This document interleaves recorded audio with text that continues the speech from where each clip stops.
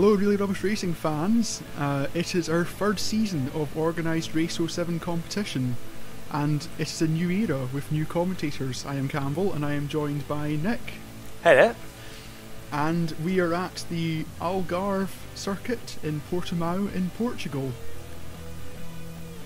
That's right, it's a circuit that's been used for open wheel racing before in A1GP. It's a very fast undulating circuit, isn't it? It is a very, very fast circuit. There's the calendar on the screen. So this is the first of two races we have in Portugal. Next race is at Estoril, which was formerly used in Formula 1. That's right, last used in '96 I believe. I believe so, and here's a map of the track. What you don't see on that map is the undulations. It is a very hilly circuit. And the undulations have caught several drivers out in practice. Yes, a lot of adverse camber, I would think. Yes, and a lot of hills and downhill braking zones, and it makes the circuit very tricky for the drivers. So there's a very long front straight there. I suspect that will create a lot of overtaking opportunities. Yes, that should do so. Just seeing the cars come out there for warm-up. Yes, this is Blairy, the defending champion, the number one car, who has moved to the Defenders, the sister team of the Offenders, and he is partnered this season by Kimster Magnum, who we are seeing now. Potent combination, you think? Very potent indeed, yes. They are many people's favourites to take both championships this season. And here we have a newcomer, I Am Saeed, aka Steve Jones, who is coming to this from other series, but this is his first Really Rubbish Racing season. Yes, he's got experience in Formula V cars, so open wheel should suit him. And here we have Ollie Kay, who came so close to the championship last season, who has now moved over to Junior Motorsports, who are racing the patriotic Welsh car. Yes, it's one of my favourite liveries. That you can see the green, white and red works very well together. It really does. And his teammate is Bai Junior, who won at Macau last season in the BMW. He's moved over from Kaibutsu and joined his own team.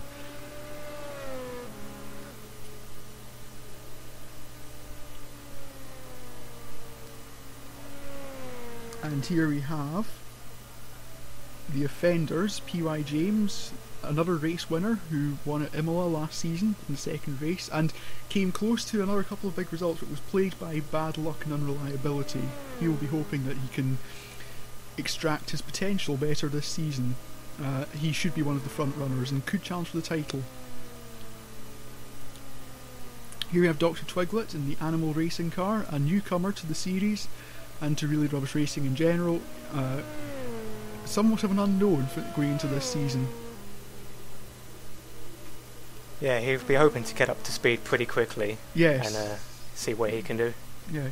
And here we have one of the power cars. It's AGOK, who won 2 races last season in the Volvo, and will be hoping to have similar success this season, although he is reported to not be a particular fan of single-seaters.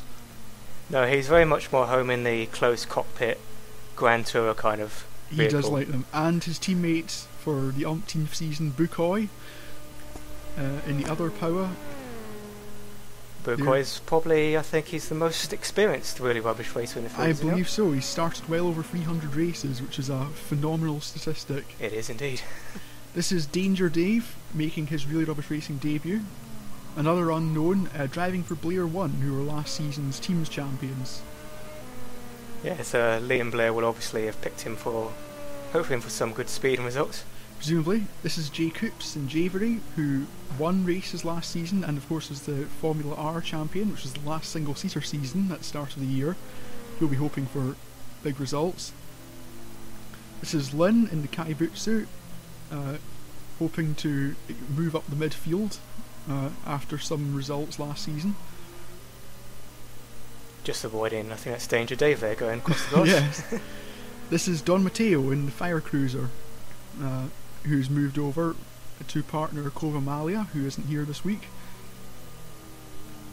The Northern Monkeys team has unfortunately been disbanded from last season, but this is a continuation of it. This is Tommy in the Independables, who was near the front for much of last season. Will be hoping to take big results this season. Yeah, he's established himself as much as a dark horse in really rubbish racing. He can win seemingly from nowhere. Definitely. And another something of a dark horse, Dan Thorne in the other Independables car, who came close to some big results last season.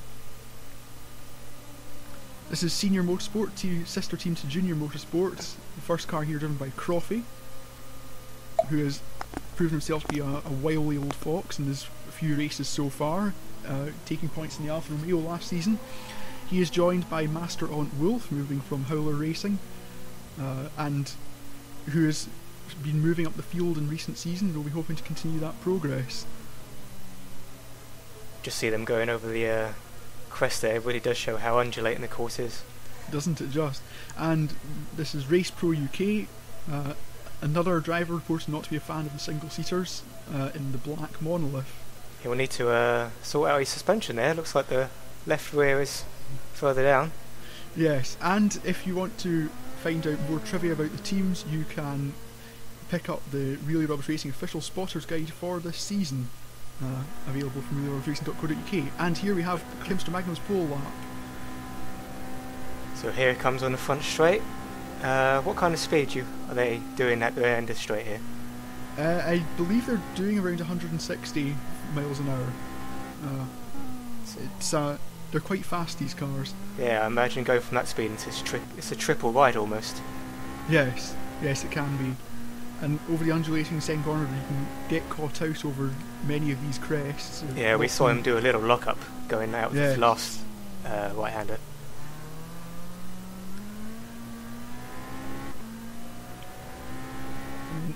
Over another crest, there's an almost blind right-hander coming up. Got to be careful you don't run wide. The runoff areas in this track are very slippery. If you get onto them, there's often no coming back. Over another hill, this has caught people out in practice. It's got some traffic up ahead there, but I expect since this is the pole lap, he'll have not been bothered by it. Presumably, the traffic gets out his way anyway. Oh, there he goes. To another tight left, more undulations. And into another slowish corner, another lock-up. And he's been locking up for quite a lot in this lap, but it's presumably not affecting his speed too much. No, the drivers have been saying how tricky it is, but how rewarding at the same time it can be. Yes, that's definitely the impression from the paddock. And onto the very fast final corner, it is flat, but if you run wide you can have a substantial accident on either side of the track and the barriers. But Kimster hasn't done that and takes pole with 1 minute 37. Yeah, it's an impressive lap by Kimster. They're demonstrating it's very much a groove circuit. Yes, if you can get into a rhythm, and it's very easy to find good speed. And here we have the grid: Kimster in pole, Ollie K in second, Blairy in third, PY James fourth, J Coops fifth, By Junior sixth, Tommy seventh, Lynn eighth, AGOK ninth, and Dan Thorne 10th. No particularly big surprises in that ordering. No, Ollie very close to the front as usual. Yeah, the people we expect to be fast are fast, and it's much the same from last season. And into the second part of the grid with Croffey in 12th, Bucoy 12th, Master Aunt Wolf 13th, Dr. Twiglet 14th, Don Matteo 15th, Race Pro 16th, Danger Dave 17th, and I Am Set 8 in 18th, having set no time, having had problems in qualifying. Not the best start to your really rubbish career, but I'm sure he'll make up a few places. He did demonstrate some very solid speed in practice, so I'd expect him to be challenging higher up the grid in due course. Anyway, lights are on, and they're green, and they're off. Good start from the front row, but J Coops comes up from around 5th place. Oh, we've got someone at the back, didn't make a very good start. I believe that's Danger Dave. No, Danger Dave seems to have lost ground more than anything as they swoop round the first couple of corners. And it's getting very tight into turn 2. Oh, and that's how By Junior has spun. And he's been collected by one of his teammates, and Lynn has spun further up the road as well. It's a traffic jam. As the cars try and turn round, Dan Thorne Beached. getting himself out of the gravel. Oh, he's got to go in again, that's good. But at the front, Kimster leads from Ollie Kay and Blairy and PY James, I'm assuming. So the front four there. Oh, there's a bit of action between Blairy and PY James. There is, yes. And these three very tight together as they make their way around the middle of the lap on board with PY James, and that's Blairy making a move on Ollie Kay. Very impressive. He's got to make sure he doesn't lose too much momentum and keep the place into his tight left-hander. It is Ollie Kay challenges again. Oh, gets a little too hard on the throttle, but keeps us in a straight line as they come down to complete the first lap.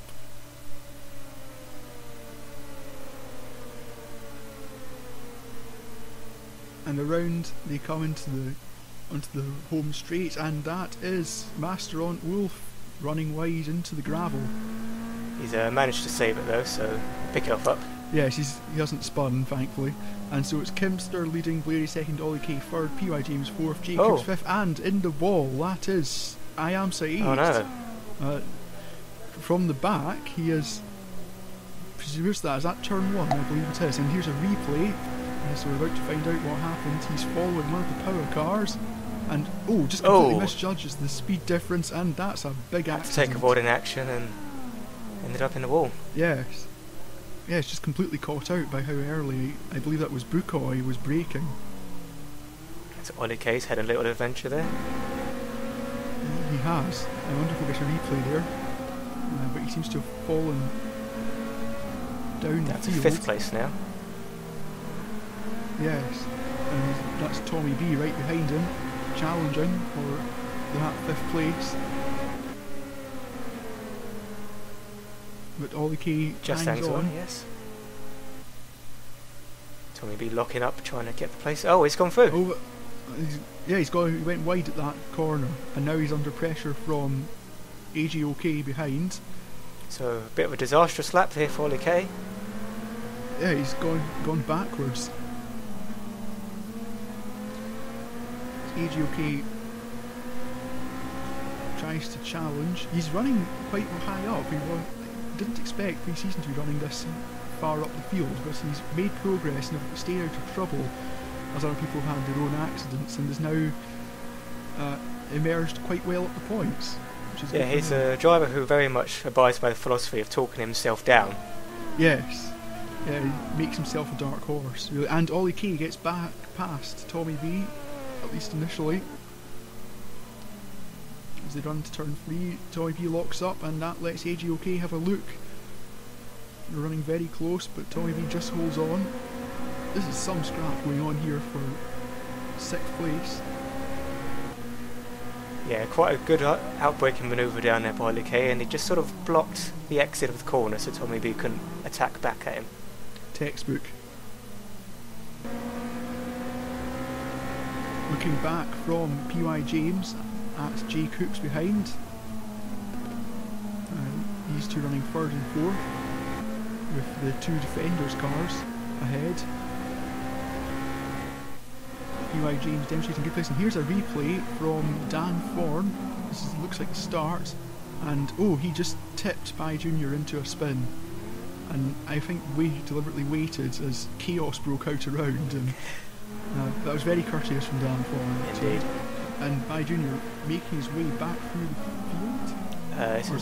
This is a replay, I believe, of the start. Oh yes, so it is. This is where he gets spun around.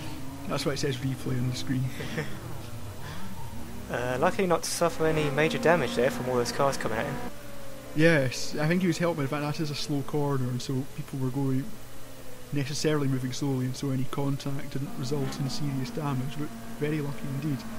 And this is Dan Thorne running 12th, challenging, I believe that's Race Pro ahead in the black monolith. Yes, he's got him lined up. Indeed it is, yes. And that should be fairly comfortable. And indeed it is, he seems to have made it stick. was a lot of respect there by Race Pro UK. He knew Dan Thorne was there, didn't turn in on him. Yes, very, very considerate from Race Pro there. Dan Thorne recovers from that early drama, and behind them is Dr. Twiglet and I believe Lynn's behind, who's just overtaken Don Matteo. Oh, Don Matteo getting a little out of shape there. And we're back over by Junior challenging Bukoy, I believe, in the middle part of the circuit, and Bukoy seems to have just let that go rather. Yeah, Bukoy's a very sensible racing driver. Obviously, with all the experience he's had, you'd expect that from him. So he knows when the bout has been lost and not to force the issue. Yes, and avoid making mistakes trying to defend a place, which is wise head on his shoulders. All these locking up into his corners, you've got to wonder how that's going to affect their wear. They'll be feeling the vibrations coming from their tyres quite early on, because there's still 12 laps of the race to go. It'll be quite uncomfortable in the cockpits, and look at the lead the defenders have built up already. Kimster and Blairy are well into the distance ahead of this squabbling group of three behind, as Ollie Kay attempts to line up PY James. PY James holds on, and Ollie Kay runs wide onto the slippery runoff. The move isn't to go, he's going to try and get the undercut. And doesn't quite succeed. No, didn't quite have the momentum for the corner there. No. He went for the late exit, but perhaps timed it a bit too late. I think we can expect this battle to rage for much of the race to come. It has been very absorbing to watch. Indeed. So far. And these three have dropped the squabble behind as well, AGOK and someone, I can't remember. So he's obviously going to fancy now trying to get into third here. Yes. See if he can catch up to the leading two. Yes, well, both defenders have indicated that they will be missing the next race at Estoril, so all three of these drivers will be wanting to get as many points as possible from this race so they can better capitalise next week. And so they won't be willing to give an inch.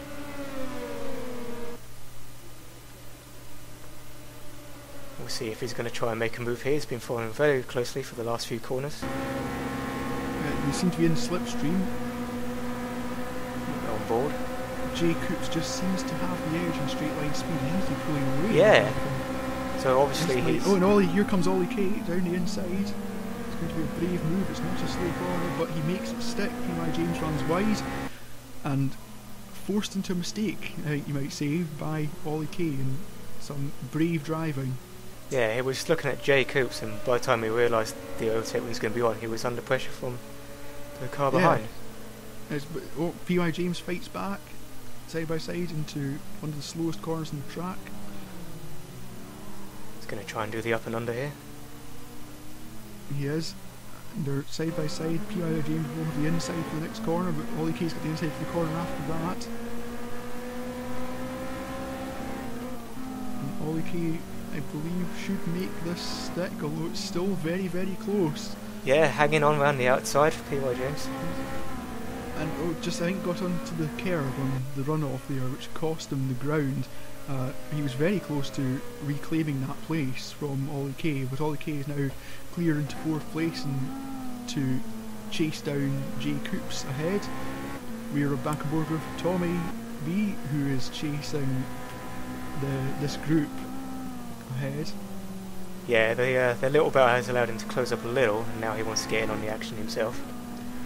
Definitely. Tommy B seems to have freed himself from AGOK behind,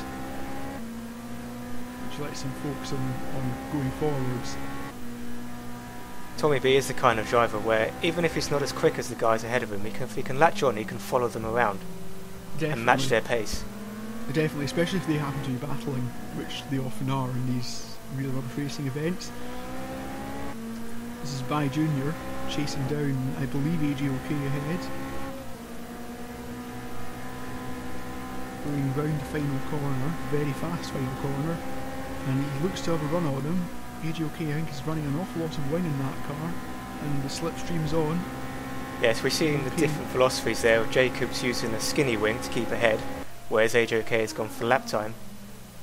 Yes, definitely, and imagine just what makes the move stick, but AJOK fights back, getting the undercut and running wide, and AJOK holds on for the time being, but with that long straight, you have to wonder how much longer he'll manage to hold on to that place. Yeah, he needs to build a big enough gap here in the middle to avoid being the target at the end of the straight. Yes, that. I'm assuming that's the strategy he'll be going for. But he's Owen Barry Jr. just gets a little twitch in the throttle, being just a little too eager. And that'll drop him behind in this twisty section where AJOK will have an advantage. He's keeping quite close to him though, even though he's got a little bit of little less rear wing. He's still managing to hold on to the back of AJOK despite the aero wash. That's what he's. Oh, it's having a challenge. Whoa, very, very close to an accident there. Just missed by inches. I think there was even sparks from the very slight contact. AJOK locks up again. Yeah, he's lucky he didn't lose his front wing there. Very lucky, yes.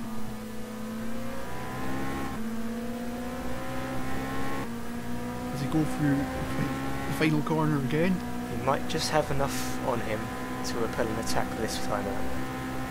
Yes, I think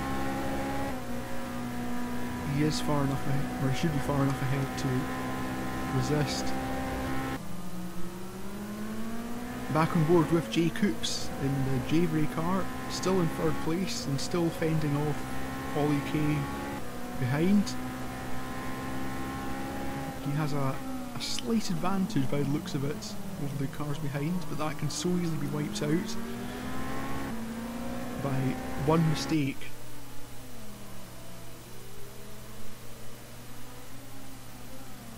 P.Y. James still harrying him for position. He is. I think we're going to see this battle go to the very end. So as they lap, I believe that's Danger Dave in the Blair 1. And running very close through the back of the circuit.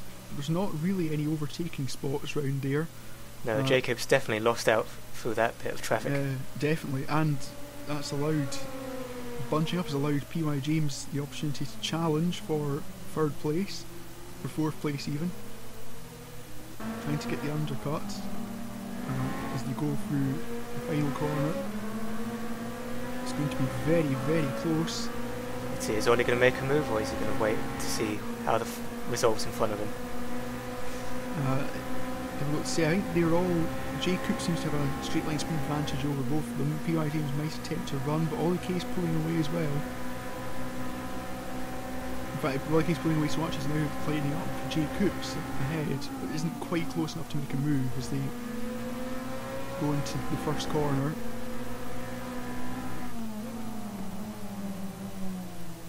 P.Y. James locks up again into turn 2.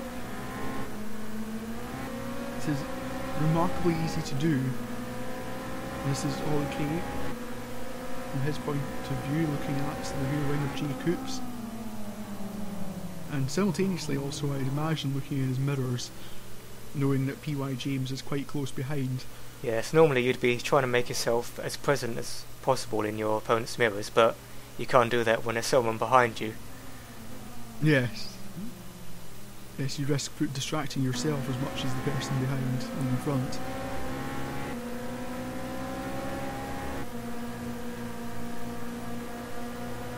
Nothing to choose between these three. Nothing. You sense that even if one gets in front, they will remain grouped together like this until the end of the race, unless there's a particularly big mistake as they come up to lap someone. I believe that might be Race Pro, just judging from the dark colour of the car.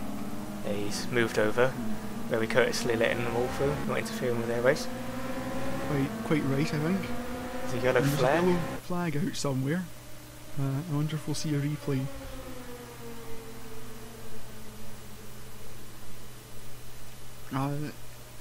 And P.Y. James has got a run on Ollie K. Ollie K goes defensive. Very defensive straight away. It tries to retake the line and holds on, but they're getting closer and closer, and they both run wide in the exit of turn 1. That gives Jay Coops a small amount of breathing space as these two battle behind. Yes, I don't want to carry on with that for too long, otherwise he will get too far ahead. On board with Race Pro, and over the grass and into the barrier. Presumably hasn't done too much damage, but that will have cost him a fair amount. Oh dear, spinning. Getting it all wrong as he comes back on. Yeah, spinning across the track. Thankfully there were no leaders coming through. I'm guessing that might have been the yellow flag. That must have been it, yes.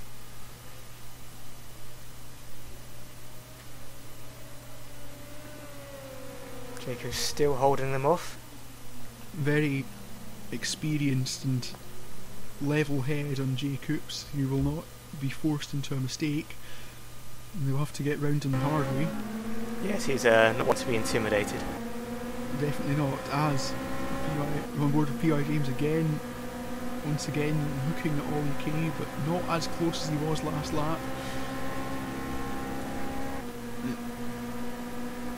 As they go into the 11th lap, so 5 laps to go. And losing on the straights there as well, so... Yeah, I can't work out which car's got the most or least downforce, because they seem to alternate between catching each other and pulling away from each other, and that's put Ollie K right in Jay Coops' rear wing. And there's an overtaking possibility at the end of this back straight. It's quite short, but it's a slow corner at the end. And Jay Coops knows that as he goes defensive. He's going to try and cover the apex here. And he's going to have to go around the outside if he wants to move. The outside, but just too long to pull it off successfully. But he remains very close and trying, I think, to force Jay Coops into even the slightest mistake, which would let him through. And that has allowed PY James once again to catch up, and the three are running so close. Nose to tail racing here. I think PY James definitely has the advantage in this midfield section. I agree, so he seems to consistently get very close to the cars in front, and it's just a matter of getting close enough out to the final corner to make a move. He needs to get as close as possible and use that possible extra downforce we think we has to outbrake into turn 1. Yes, but it needs a slipstream to get close enough. And speaking of slipstreams, Ollie K will almost certainly be getting one from Jay Coops here, although he's not as close as he looks from the other angle. Now, he lost a bit through the middle of the corner, but he seems to be very close now. Very close indeed, and Jay Coops goes very defensive. Ollie K is alongside, because he'll have to go around the outside or go for the undercut. And he's going for the undercut. Through turn 2, and he has the inside for the next corner, and PY James lunges down the inside. Oh, this is fantastic stuff. This is unbelievable, and Jay Coops has lost 2 places in one corner. It's been absolutely devastating, and PY James is going for third, challenging Ollie K round the outside, but Ollie K should have that covered. Yeah, it's amazing. Incredible stuff. What a move from PY James to snatch that place.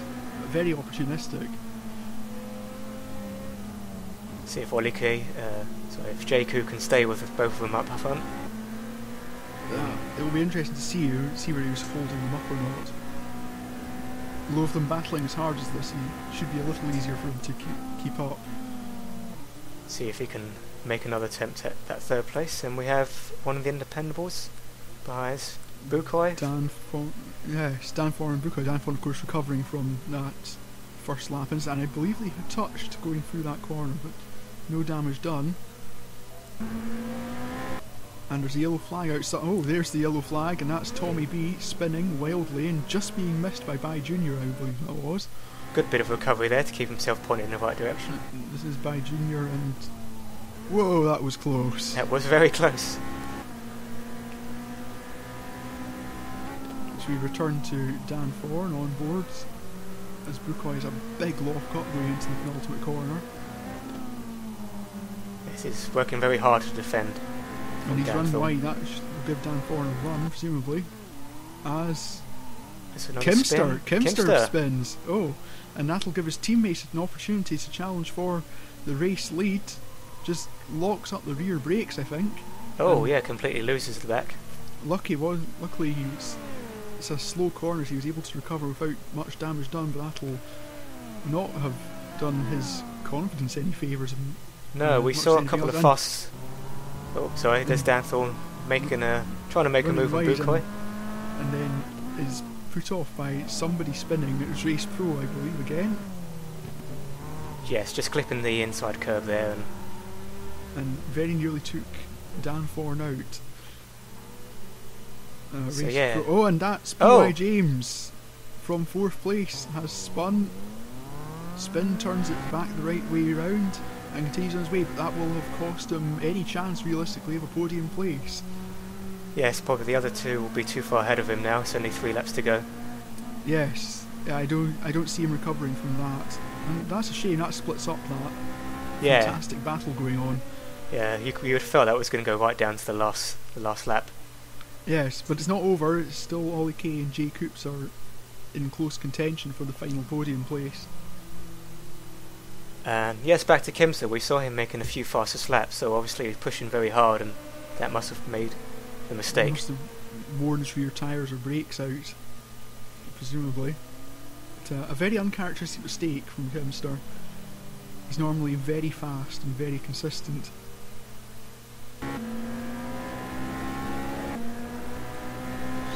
Ollie Kay's just built up a little bit of a gap, enough to hold off any immediate attacks as long as he doesn't make any mistakes, although with 3 laps to go anything could happen. And Jay Coops will not have given up on this podium place by any stretch. He will be looking to recover what's possible, and that's AGOK running into the gravel, and that will have cost him an awful lot of time. Yeah, clip the curb, and then once you do that, there's just a whole ocean of gravel waiting for you out there.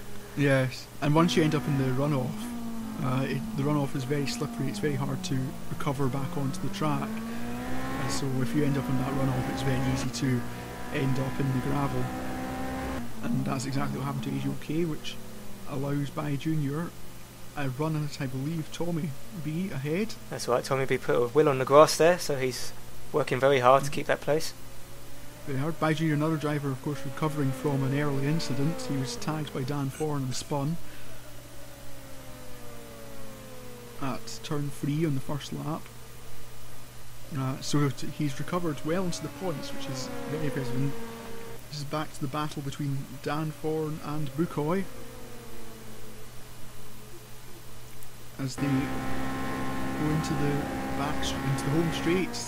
But Bukoy has enough of a gap to withstand any immediate attacks from Dan Thorne. Yeah, he's too far ahead to make a move, but I just want to follow him here and see if we can stay close to him throughout the rest of the lap. Yes, well there are a couple of overtaking spots, most notably at the end of the back straight, and you'll have a very good run here as someone ends up in the gravel. And a mistake from Bukoy, just into little wise over the crest, and that has allowed Dan Thorne through. But Bukoy challenges, locking up hugely, and tips Dan Thorne into a quarter spin, and Dan Thorne holds on to what is 9th place. Yeah, braking very late, just hits the back of him. Trying to lunge and just not quite being able to stop in time.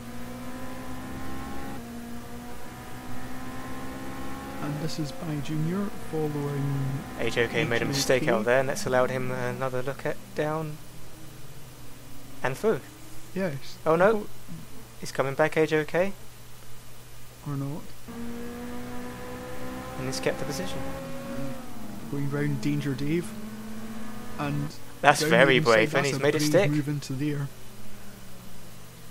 It's very impressive stuff. AJK will not give up on that. With only a lap and a bit to go. Yes. As they go around and into this double right-hander round the outside, it's difficult to make his move stick there, and indeed he hasn't. Yeah, this late stage in the race, too many marbles and not enough grip around the outside to make that move. Yes, and the tyres are going off, and any residual damage will be having an effect. There's our leader. And I believe Kimster, who besides that brief scare a few laps ago, has had lights to flag. Later, I shouldn't say lights to flag, the flag hasn't fallen yet, but barring severe misfortune, he will see the checkered flag in first place. Yeah, you just got to keep it on the straight and narrow. And you see Definitely. how much of a gap he's built back up to Blairy, despite that spin. Because Blairy was racing his tail after the spin, yes. Kimster has done a very good job of conserving his car to be able to put on a late charge to maintain his lead comfortably as he goes towards the final corner. And this has been a fairly dominant victory, both for him and most notably for the defenders, who have waltzed in front of the rest of the chasing pack to take a 1-2 in the first round of the season, and Kimster Magnum wins the race. It's a dream start to the season. It is indeed. A Little wiggle in celebration. Couldn't have asked for a better start. And AGOK sounds like he's going very slowly, yes. Has he got an engine fault, or has he maybe run out of fuel? Some of the drivers do fuel their cars very marginally. Yeah, I think he's run out of fuel. I think he has. He's just underestimated how much he needs for the race, and that will allow Dan Thorne and Bukoy through to claim 8th and 9th. Oh, but Bukoy gets a little overeager and spins. Oh, I'll be very embarrassed about that after the race. Very. But with his teammate moving so slowly, he might catch him before the finish line. Yes, as Tommy B holds off by Junior for that'll be fifth or sixth place, wouldn't it? And AGOK, you can hear the engine misfiring as he crosses the line and just holds on long enough to claim 9th place behind Dan Thorne, and he's run out of fuel at the first corner, and he's hit by his teammate. That's a nice repair bill for the power team. There'll be a few words after the race in the debriefing. I'm sure there will be. None too harsh, they'll probably have a good laugh about it knowing them.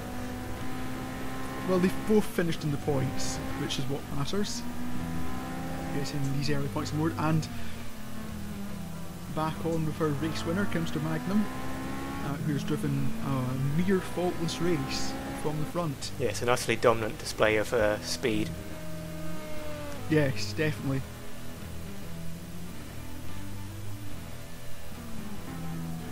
And indeed for the defenders themselves, who have claimed a 1-2 win. And here we have the results, and it's Kimster 7.7 seconds ahead of Blairy, who's a further 9 seconds ahead of Ollie K. Jacobs 4th, P.Y. James 5th, Tommy B 6th, By Junior 7th, Dan Thorne claiming 8th from AGOK in the last lap, and AGOK 9th with just enough fuel, and Bukoy rounding out the points finishers in 10th. The top 8 of course are reversed for the next race, so Dan Thorne will start on pole for race 2. Quite a close finish there for 3rd place. We didn't see it on screen, but only 4/10 covering those two. Next runners, Croffy 11th, Lynn 12th, just missing out on points, Don Matteo 13th, first on the lap runners ahead of Mastron, Wolf, Danger Dave and Race Pro. Dr. Twiglet failed to finish somewhere, getting beached, and we saw I Am Set 8 having a major accident, and I think that has to make him a doubt for the next race. Yeah. Whether his team will be able to fix that or not. Yeah, it's quite a lot of work for the short turnaround time. Very much so. That has been round 1 of the International Masters of Formula R 2.0. We hope you have enjoyed it. We will be back for the next race very shortly. We will see if the defenders can make it 2 from 2, or whether somebody else can challenge their crown. Should be good stuff. Yes, thank you Nick. You can find out more about the club at reallyhorsracing.co.uk, and we will see you shortly.